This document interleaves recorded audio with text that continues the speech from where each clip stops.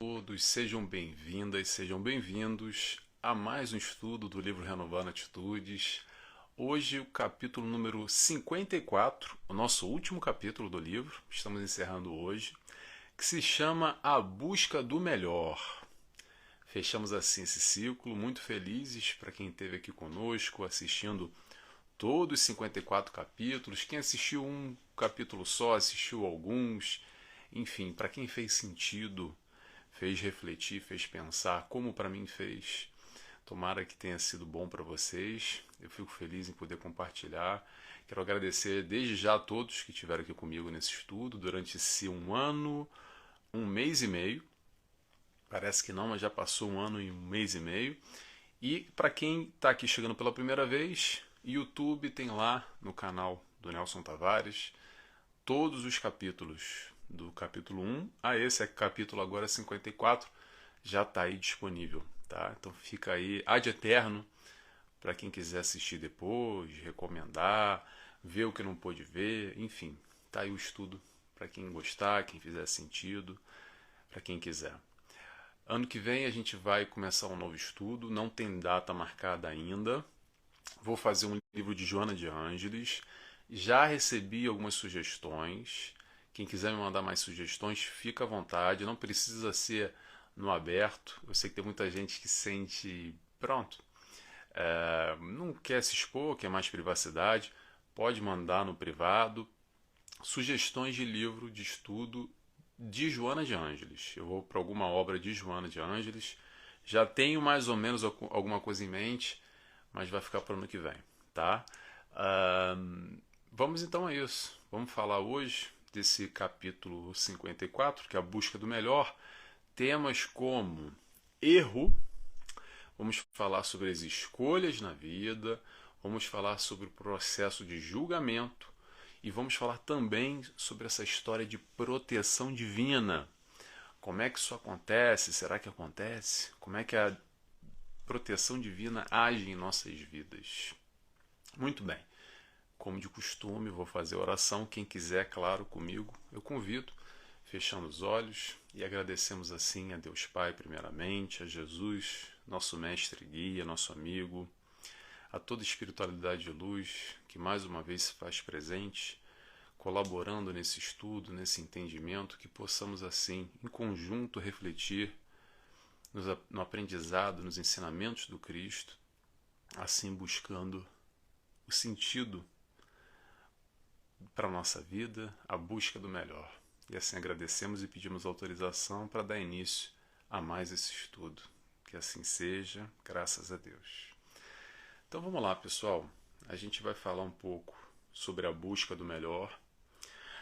Hamed retira, como sempre, de costume não, como em todo capítulo ele faz, um trecho do Evangelho para tirar referência do seu raciocínio. E eu separei só um trechinho que eu gosto muito. Nessa questão da busca do melhor, ele retira o trecho do Evangelho, capítulo 25, item 1 a 2, que diz o seguinte: Pedi e se vos dará, buscai e acharei, bater a porta e se vos abrirá. Porque todo aquele que pode receber, quem procura acha, e se abrirá aquele que bater a porta. Buscai e acharei. Todos nós estamos buscando, sem dúvida alguma, o melhor. Buscamos todos, consciente ou inconscientemente, a felicidade. No fundo, no fundo, no fundo, a gente quer ser feliz, ou quer ser mais feliz ainda. Essa é a busca do melhor, e às vezes parece que a nossa vida não está muito certa, que as coisas não estão muito andando no trilho, que descarrilhou, que está tudo errado, que a vida é uma bagunça e nada dá certo e nada tem solução. Mas vai passar, tá? Vai passar. Tudo passa. Passa as coisas boas e também as coisas ruins. Nesse processo, nessa encarnação, o que a gente está fazendo aqui? Está evoluindo. Às vezes não parece que a gente está evoluindo. Às vezes parece que a gente está regredindo, mas ainda assim a gente está aprendendo alguma coisa e assim continuando nesse processo de crescimento na nossa vida, apesar das nossas dificuldades, apesar das nossas buscas, das nossas opções, das nossas escolhas da nossa vida, tá bom? Então vamos lá, queria só fazer essa introdução aqui. Vamos começar então com o Hamed? Vamos ver o que o Hamed nos trouxe hoje, que eu separei aqui. Hamed nos diz: quando agimos erroneamente, é porque optamos pelo que nos parecia o melhor, conforme nossa visão, visto que todos os nossos comportamentos estão alicerçados em nossa própria maneira de perceber a vida. E aí, quando eu li isso, primeira coisa que me veio à cabeça: quanta besteira a gente faz nessa vida, nessa encarnação. Quantas vezes eu escuto assim: ah, Nelson, você não faz ideia de quanta besteira, quanta coisa errada que eu fiz. E eu costumo responder da seguinte maneira: bem-vindo ao clube. Todos nós erramos. Mais ou menos, o processo de aprendizado ainda se faz através do erro. O erro consciente, o erro inconsciente, mais penalizado, menos penalizado, dói mais o nosso erro, dói menos o nosso erro. Tudo bem. Faz parte ainda. Fez errado, tá tudo certo. Mas vamos lembrar, como o Hamed falou aqui, o que nós fizemos de errado, aquilo era o nosso melhor. Aquele momento, aquela nossa escolha errada, aquela besteira que a gente fez, ainda assim foi o melhor que a gente pôde fazer, realizar naquele momento. Ah, Nelson, poderia ter feito diferente? Sim, poderia, mas não fez. Porque aquele foi o seu melhor. Não adianta ficar se arrependendo se não for trazer nada proativo de uma mudança para a próxima experiência. Porque, sem dúvida nenhuma, essa experiência que nós erramos hoje vai voltar amanhã. Vai voltar amanhã para a gente aprender, para demonstrar que nós aprendemos que tá errado, vou fazer diferente na próxima. Então não adianta a gente ficar se martirizando, se culpando, se penalizando, se maltratando. É ter olhos de ver, enxergar que faz parte, foi o nosso melhor, apesar das vezes esse melhor estar muito aquém do que a gente gostaria de ser, mas hoje é fazer melhor do que ontem. Amanhã é tentar fazer diferente. E aí a gente volta novamente a uma questão que bateu muito aqui nesses últimos capítulos, que é a questão da aceitação. Será que a gente se aceita verdadeiramente? Vamos se aceitar enquanto espíritos em evolução que nós somos, em construção que eu sou, que você é, que erra sim, que já errou e que ainda vai errar muito, tentando acertar, faz parte do aprendizado. Vamos tentar substituir, nesse contexto, tá, gente? Substituir a palavra erro por lição. Erro por lição. Ao invés de ficar olhando, ai, como eu errei, como eu vacilei, como eu pisei na bola, quanta besteira eu fui. É verdade, pisei na bola, vacilei, errei. Mas vou tentar aprender alguma coisa com isso na minha vida para na próxima fazer diferente do que eu estou fazendo. E o que a gente está fazendo agora, será que está certo? Talvez esteja certo também. A ideia é essa. Mas pode ser que lá no futuro a gente olhe para trás e perceba o que a gente está fazendo hoje também pode estar sendo uma grande besteira. A gente pode perceber sim que é na melhor das intenções, com o nosso melhor hoje, a gente está fazendo e dando tudo, o máximo de nós, mas de acordo com a nossa compreensão, com a nossa evolução, com o nosso entendimento, com o nosso desenvolvimento, os nossos conceitos vão mudando de certo ou errado. Muitas das coisas que a gente acha errado hoje faziam parte da nossa realidade há um tempo atrás, numa encarnação passada, alguns anos atrás, e de igual maneira no futuro também. O que hoje pode parecer estar muito certo para a gente, amanhã a gente pode perceber que que fizemos uma grande besteira. E qual é o importante disso tudo? O importante é a gente continuar caminhando e focando no melhor. O caminho se faz caminhando. Então é importante a gente, no futuro, ter a cabeça tranquila de que, independente das besteiras que a gente está fazendo hoje, a gente fez de coração, a gente fez tentando acertar. Porque ainda tentando acertar, a gente erra. E, gente, vamos nos aceitar. Vamos nos aceitar como nós somos. Vamos parar com essa mania de perfeição. Como o Hamed falou, perfeição, perfeccionismo, num capítulo anterior, não sei se era o 52, 51, está aí atrás. Vamos tentar relaxar mais, ser mais tranquilo, se aceitar mais no nosso processo, continuar buscando caminhar no caminho certo, no caminho que faz sentido para nós. O que você considera certo ou errado, segue o certo. Por mais que seja errado, segue aquilo que faz sentido para a tua vida. Mais à frente a gente vai revendo os nossos conceitos e vai adaptando, se ajustando de acordo com a nossa caminhada. Repito, o caminho se faz caminhando. Tá na dúvida? Jesus. O que o mestre faria? O que o nosso guia, o nosso modelo faria nesse momento? Daí a gente tira a base e consegue mais ou menos ter ali um norte para a nossa caminhada. Vamos lá? Vamos para o próximo item?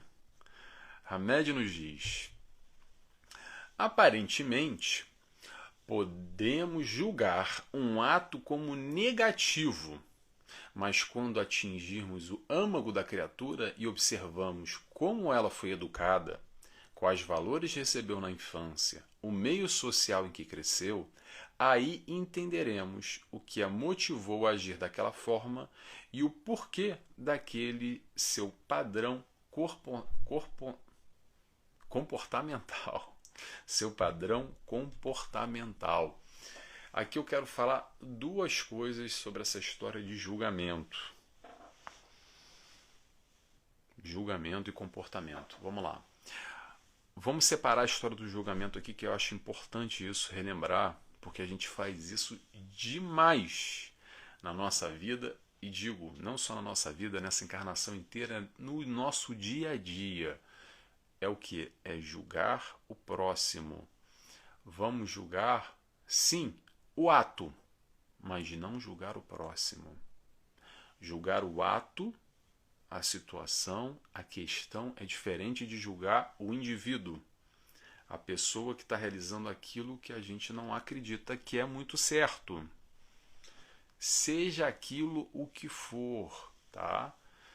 A gente passa o dia julgando normalmente não só o ato, mas principalmente o fulano, a fulana que fez aquilo que não deveria fazer, que tem que ser penalizada, que tem que fazer e acontecer.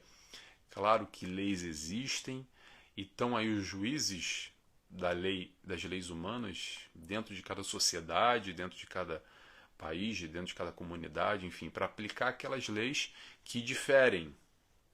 Mas se, meu irmão, você não é juiz como eu não sou juiz, não cabe, acredito eu, nem a mim, nem a você, julgar o indivíduo. Porque o indivíduo, como nós, erramos também. E é esse o momento do olhar, da compaixão, do entendimento, das opções erradas, indulgência para com os erros alheios. Não, Livro dos Espíritos, a definição de caridade. Então, quanto nós somos, pergunta, quanto nós somos verdadeiramente caridosos com aquele que erra? Será que quando a gente julga o próximo, a gente não está está fazendo exatamente o contrário do que é a caridade? O que é caridade, Nelson? Caridade é amor ao próximo, é a aplicação do amor ao próximo como Cristo nos ensinou. Fora da caridade não há salvação. Fora do amor, não há salvação. O processo de crescimento, de evolução em todas as nossas encarnações é o aprendizado no amor, que é o que o Cristo veio nos ensinar. Então, como é que é? Fica a dica. Se a gente segue ou não segue, é a nossa opção. Mas vamos estar atento, tá? Vamos nos observar principalmente. A gente senta no café, liga para o amigo, para a amiga, assiste o programa na TV para ficar julgando o próximo. Te percebe, olha para ti, vê como é que você está agindo nesse dia a dia. Vamos pegar um exemplo aqui, mais extremo possível, mas vamos lá, só para ilustrar. Um assassinato. Matar. Matar é errado? É errado, acho que não tem dúvida que todo mundo sabe que matar é errado, né? E aquele que matou? Não cabe a mim julgar. Não cabe a mim. Cada um com as suas obras, cada um com a sua caminhada, cada um com o seu barato, tá? Vamos julgar a situação e não julgar os indivíduos. O importante, se a gente quer julgar alguém, vamos nos julgar. Mas não no sentido de nos martirizar e nos bater com chicote, mas julgar no sentido proativo de querer fazer melhor e mudar alguma questão que não está muito certa que a gente está agindo hoje. Tá bom? Pronto. Número 2, é isso que eu pulei. Número 2 é comportamento. Eu queria falar sobre isso, que ele fala muito sobre aqui, tal do padrão comportamental nesse processo de entendimento. Entender o próximo vai muito de acordo com a base dessa pessoa. O que isso quer dizer, a base dela? Normalmente a gente tira o mundo, a nossa visão, de acordo com a nossa base pessoal, com aquilo que a gente viveu, do modo que a gente aprendeu as questões, do modo que a gente cresceu, que também tem muito a ver com o nosso crescimento evolutivo enquanto espírito. Os nossos valores, tudo aquilo que a gente traz na nossa bagagem espiritual, na nossa mochilinha de conhecimento. Então, a partir do momento que a gente busca compreender, entender o próximo e olhar de maneira que talvez ele não tenha tido o mesmo tipo de acesso e criação e amor e pronto, e educação mental dentro da psicologia tradicional, sempre vai no encontro dessa vida. Ponto. Do nascimento, educação, processo da infância, como Hamed dá aqui o exemplo. Mas também, nós aqui com a psicologia espírita, temos um vislumbrar um pouco mais amplo, a gente amplia um pouco esse leque, e sim, nós trazemos as nossas tendências de outras encarnações, sim, nós trazemos as nossas inclinações, as nossas bagagens, coisa boa, mas também coisa ruim, sem dúvida nenhuma. Se a gente ainda está num mundo como o planeta Terra, vivenciando o que a gente está vivenciando, é porque nós precisamos desse contexto para desenvolver o nosso intelecto e a nossa moral. É dessa maneira, tá? Afinal das contas, a gente é quase que farinha do mesmo saco. Apesar das nossas gradações. Mas, digamos assim, no final das contas, a gente ainda é farinha e ainda está dentro do mesmo saco. Pode ser uma farinha mais para cima, mais para baixo, mas ainda fazemos parte do mesmo contexto. Tá bom? Pronto, vamos lá. Próximo trecho que eu separei aqui. Hamed nos diz: por definição, processo de atualização é a capacidade de adaptação às novas necessidades, ou mesmo a modificação de comportamento íntimo para as melhores posturas, a fim de que se conserve a individualidade integralizada. Hamed às vezes dificulta, né? Palavras bonitas, a gente acaba aqui se complicando no vocabulário. Processo de atualização. O que é o processo de atualização? É quase que aquele upload que a gente faz, a atualização do aplicativo. Dessa maneira, a gente faz essa atualização na nossa vida. Não só aqui nessa encarnação, as novas realidades do mundo, mas principalmente as nossas novas necessidades, essa nossa nova realidade que se apresenta hoje, que é diferente de ontem.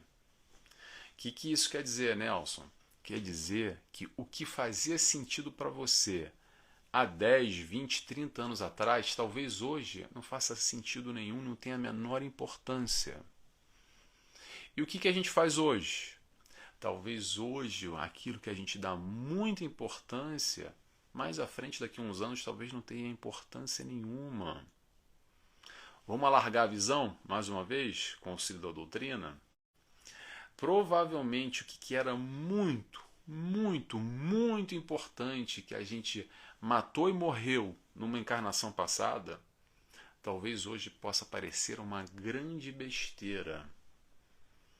Mas a nossa vida vai caminhando, a gente vai evoluindo, e as questões têm sim a sua importância, têm sim o seu valor, desde que a gente não mata e não morra por causa disso.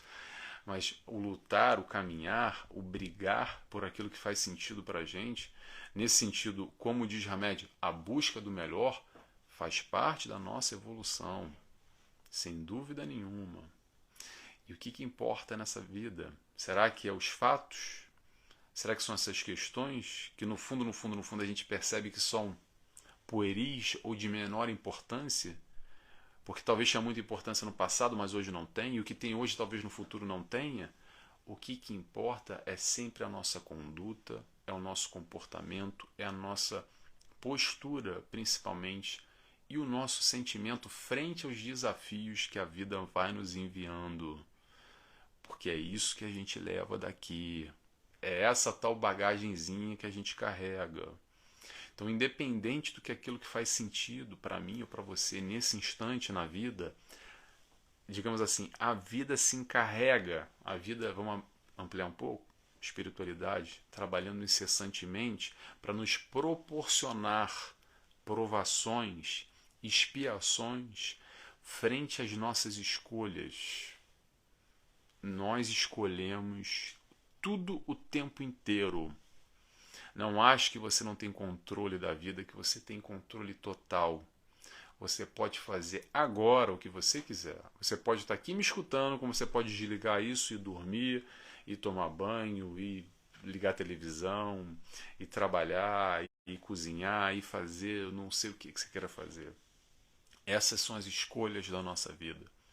A gente escolhe o tempo todo o que a gente faz.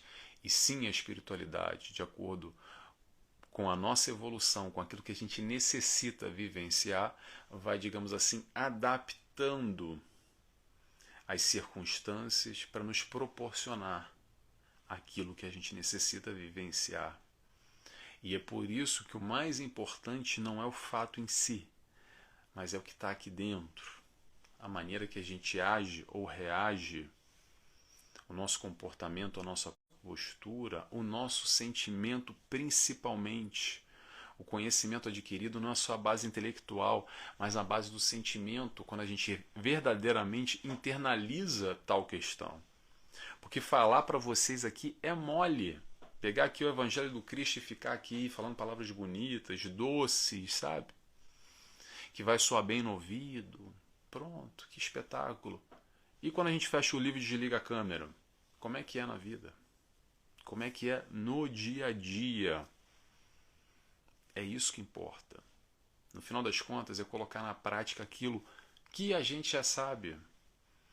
O que outros oradores espíritas estão falando aqui de novidade? Nada. Nada de novidade, nada que no fundo a gente já não saiba. O que Hamed está trazendo aqui? Claro que sempre traz um aspecto ou outro, facilitando a nossa compreensão, porque a gente tem uma dificuldade enorme ainda de verdadeiramente sentir, internalizar essas questões. Então, claro que é importante, importantíssimo, tanto que a gente abre um estudo como esse, que faz muito sentido para mim, espero que faça para vocês também, mas o grande desafio verdadeiramente é colocar na prática aquilo que a gente já sabe. Então fica aqui o convite, frente a essa atualização, essa adaptação das necessidades da nossa vida, a gente está buscando esse comportamento, principalmente. Talvez a gente não consiga ter o sentimento que Jesus nos proporciona como ensinamento, mas o comportamento a gente já pode ter. Como é que é isso, Nelson? Faça com o outro que gostaria que fizesse contigo. Se a gente seguir essa regra, esse é o comportamento que se espera. O sentimento gradualmente vai vindo num processo natural quando a gente está predisposto e busca o amar o próximo. Tá bom? Vamos lá então? Vamos seguindo aqui para o nosso último trecho aqui que eu queria colocar, que é sobre proteção divina. Vamos lá. Hamed nos diz: ainda examinando essa questão, é imperativo dizer que, quando estamos fazendo o nosso melhor, agimos de acordo com o que sabemos neste exato momento, e dessa forma, a providência divina estará nos protegendo.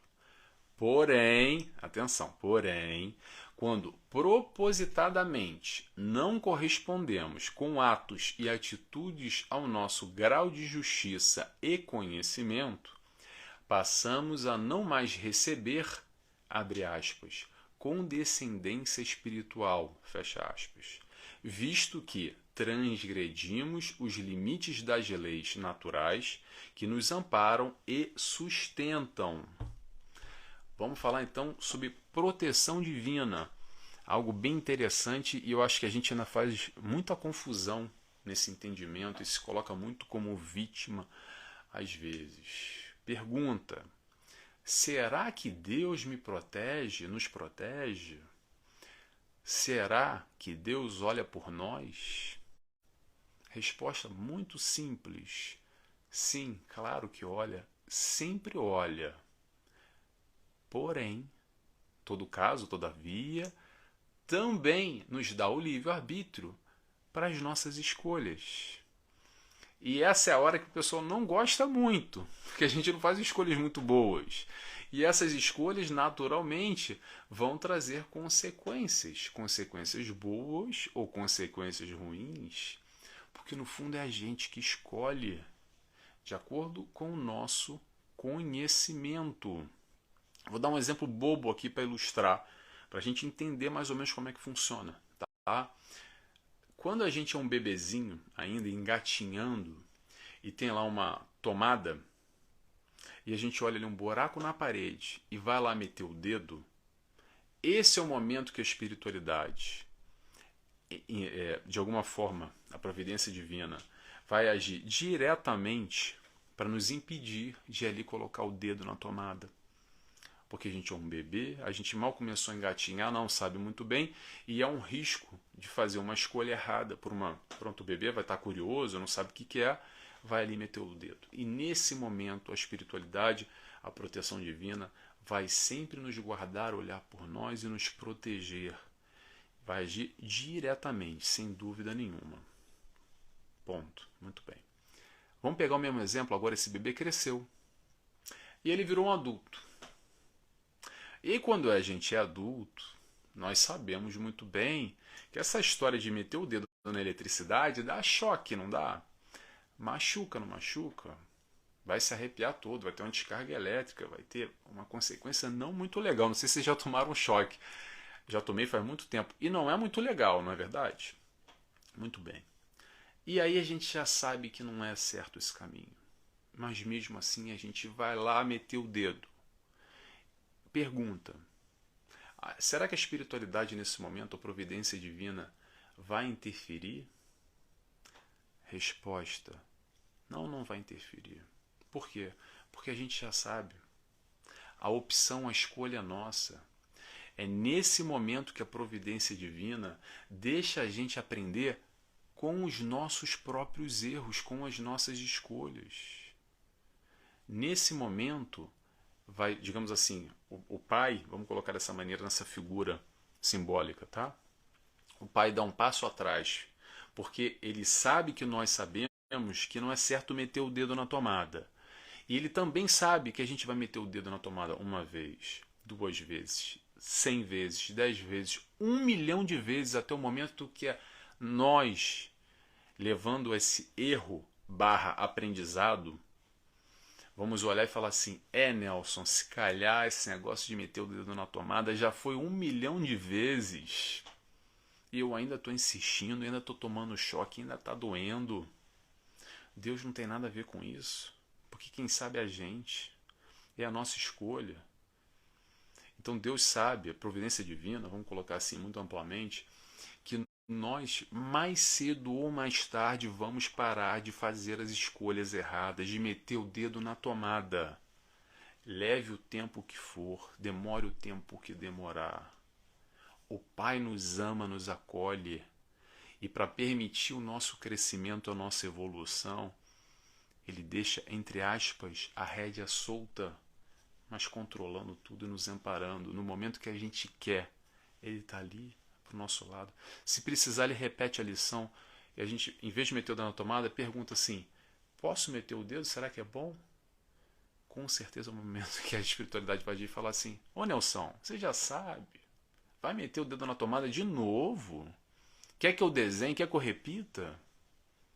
E é basicamente assim, fazendo essa figura de linguagem, esse exemplo bobo aqui que eu criei, que nós agimos na nossa vida e como a providência divina estabelece essa interferência direta ou indiretamente. Repito, de acordo com o nosso conhecimento. O que isso quer dizer? Quanto mais conhecimento, mais responsabilidade nós temos. Pelos nossos atos, responsabilidade pela nossa vida, pela nossa felicidade. No final das contas, ser feliz é uma conquista. É uma conquista. Não cai do céu. É uma conquista. E a gente já tem ensinamento, condição, intelecto o suficiente para escolher o caminho certo. Agora, se a gente escolhe o caminho certo ou errado, é uma opção nossa. Que possamos todos escolher o caminho certo, o caminho da felicidade e continuar, como diz Hamed, nessa nossa busca do melhor. Tá bom? Então, encerramos por aqui, no dia de hoje, o nosso último capítulo. Foi um prazer, foi uma felicidade estar aqui, compartilhar com vocês. Inicialmente, para quem não sabe, acho que eu nunca falei aqui, na verdade. Esse projeto era para ocorrer dentro do Centro Espírita Associação Casa dos Humildes, aqui em Lisboa. Aqui em Lisboa não, lá em Lisboa. Digo aqui em Lisboa, Portugal. Para quem não sabe, eu estou na Ilha da Madeira. Mas por uma questão de horário, realmente não conseguiu encaixar no quadro daquele ano. Isso já faz um ano e tal atrás. Então eu decidi abraçar esse projeto sozinho e abrir aqui esse canal para divulgar esse estudo, que eu sabia que eu ia gostar, porque eu já tinha lido esse livro antes.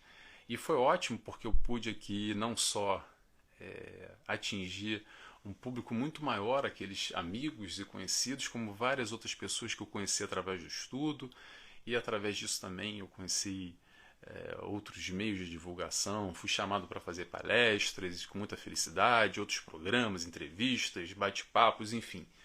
Foi ótima essa experiência, ela vai continuar. Eu fiquei muito feliz por ter estudado com vocês, porque eu sei que fez sentido para muita gente. Recebi durante esse um ano e tal muitas mensagens de agradecimento, pessoas que verdadeiramente foram tocadas por esse estudo, como eu também fui. É muito bom estudar mais do que só ler, porque ler às vezes a gente pega mais passado, né? Mas estudando a gente mastiga mais ainda, porque nós necessitamos se mastigar, né? Muito bem. Então é isso. Eu queria agradecer a todos que estiveram aqui comigo e repito, como eu disse no início, para quem chegou agora, tá aí todo esse conteúdo disponível no canal do YouTube. Tem os 54 capítulos, tá bom? Espero que vocês tenham gostado. E ano que vem a gente volta com um livro da Joana de Ângeles, tá bem? Então, para fechar, a gente vai fazer a nossa oração e convido a todos, quem quiser comigo, a fecharem os olhos e assim agradecemos a Deus Pai, agradecemos a Jesus, nosso mestre e guia, nosso amigo, agradecemos a toda a espiritualidade de luz que esteve conosco durante todo esse estudo. Encerramos assim mais esse ciclo, muito agradecidos, felizes por toda a orientação, por todo esse compartilhar de informações, sempre em torno do aprendizado da doutrina espírita, alicerçada pelos ensinamentos de Jesus, que nos ajudam tanto na nossa vida, na nossa caminhada, na nossa busca pelo melhor, como diz o capítulo de hoje. E assim peço autorização para encerrar não só esse capítulo número 54, mas encerramos aqui mais esse estudo desse livro. Muito obrigado, que assim seja, graças a Deus. Pessoal, até a próxima, até ano que vem, tá bom? Espero que vocês tenham gostado.